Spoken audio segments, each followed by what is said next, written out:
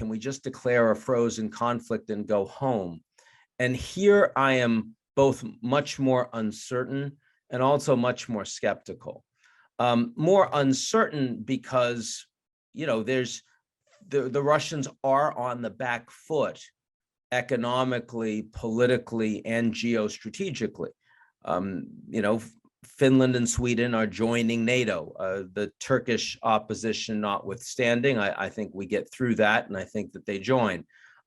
Forward deployments of all these NATO troops right along the Russian border across Eastern Europe. The German massive expansion in defense spend.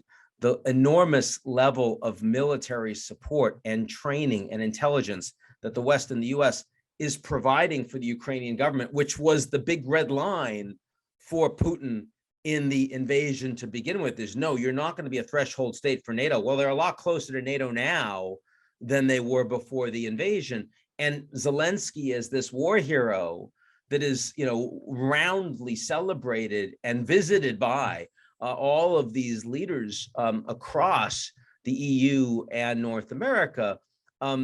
How is Putin going to be willing to tolerate that for 1 year, 2 years, 3 years down the road? I mean, as they rebuild, are they going to take another bite of that apple like they did in Chechnya? And then what about Russia versus NATO?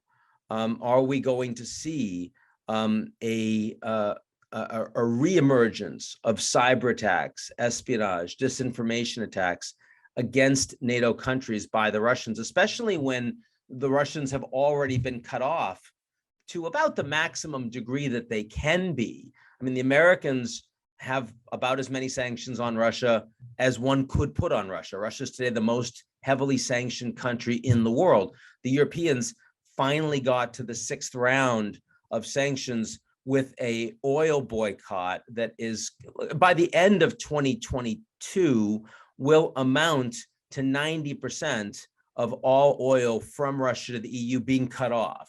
All of the shipped oil, much of the piped oil, as well as broader shipping and insurance being boycotted, and the Europeans really matter there. Well, I mean, if you're Russia and you're looking at, they're punishing me as much as they humanly can, what's stopping the Russians from now taking the fight more directly, certainly in asymmetric form, to NATO? And I think the answer is they will do that.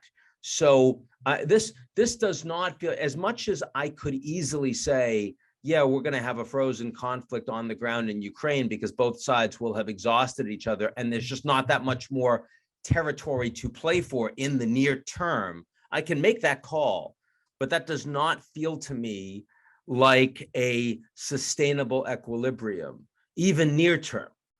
I think this is going to get worse over time. I think this is a new Cold War with elements of a hot war between Russia and NATO, and it immediately rises to the top of everybody's security agenda. It's not fixable, and that's a big problem.